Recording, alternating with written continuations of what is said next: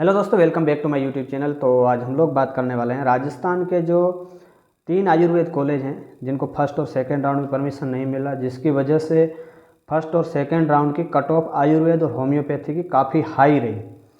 3 college को permission नहीं मिलने की वजह से पिछले साल क्या था कि एक केकड़ी को परमिशन नहीं मिला था, जिसको थर्ड राउंड में परमिशन मिल गया।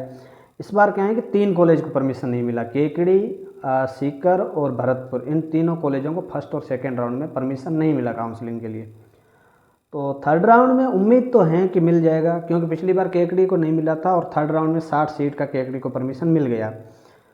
इस बार उम्मीद है कि इन तीनों कॉलेजों को परमिशन मिल जाएगा। 80% चांस लग रहे हैं, क्योंकि इनका सबसे बड़ा इश्यू है वो बिल्डिंग का है।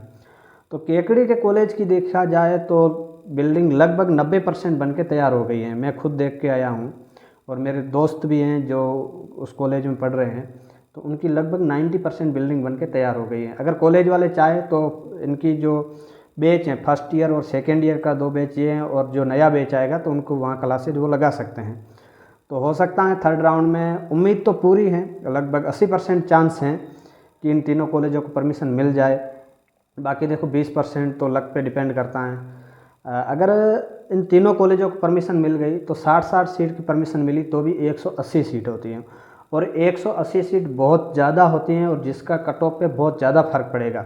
पिछली बार केकड़ी को परमिशन नहीं मिली थी और थर्ड राउंड में परमिशन मिली थी 60 सीट का, जिसका बहुत ज़्यादा प्रभाव पड़ा था स्टेट कोटा से जिन्होंने काउंसलिंग करवाई उनको। और इस बार भी अगर परमिशन मिल गई तो 180 टोटल सीट होगी 3 कॉलेज की। इससे बहुत ज़्यादा फर्क पड़ेगा और बहुत ज़्यादा कट ऑफ डाउन जाने वाली है अगर थर्ड राउंड में इनको परमिशन मिल गया तो। अब 80% तो चांस है कि इनको परमिशन मिल जाएगा, जैसे आयुर्वेद की भी कट ऑफ डाउन जाएगी और होम्योपैथी की कट ऑफ भी डाउन जाएगी। होम्योपैथी की कट ऑफ इस बार राजस्थान की काफ़ी ज़्यादा रही है, जो कि पिछले साल तो बहुत कम रही थी, इस बार बहुत ज़्यादा रही है। तो इसका यही रीज़न है कि 3 कॉलेज को परमिशन नहीं मिलने की वजह से बच्चों ने होम्योपैथी में भी कुछ जो केकड़ी और 2 ही कॉलेज हैं टोटल, तो इसमें भी उन्होंने काउंसलिंग करवा ली।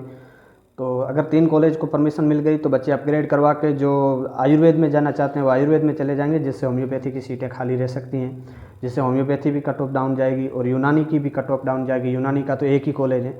तो उम्मीद है कि फर्स्ट और सेकेंड राउंड में तो इनको परमिशन नहीं मिली, लेकिन थर्ड राउंड में परमिशन मिलने की 80% चांस तो लग रहे हैं कि इनको परमिशन मिल जाएगी, क्योंकि पिछली बार केकड़ी को परमिशन नहीं मिला था, थर्ड राउंड मिल गया। तो इस बार उम्मीद तो है। टोटल 180 सीट अगर परमिशन मिल गई तो इससे काफ़ी ज़्यादा कट ऑफ डाउन जाएगी।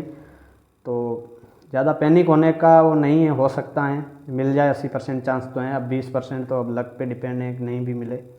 और इनकी बिल्डिंग अगर देखा जाए तो तैयार है, और इनको फंड भी बहुत ज़्यादा मिला हुआ है। 42 करोड़ रुपये इनको फंड मिला है। तो केकड़ी की तो बिल्डिंग वैसे बन के तैयार हो गई।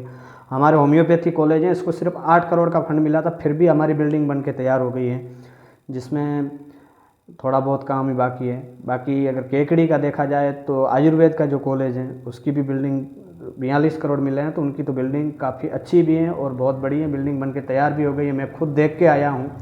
तो उम्मीद है थर्ड राउंड में अगर निरीक्षण वाले करके गए हैं तो इनको परमिशन दे देंगे।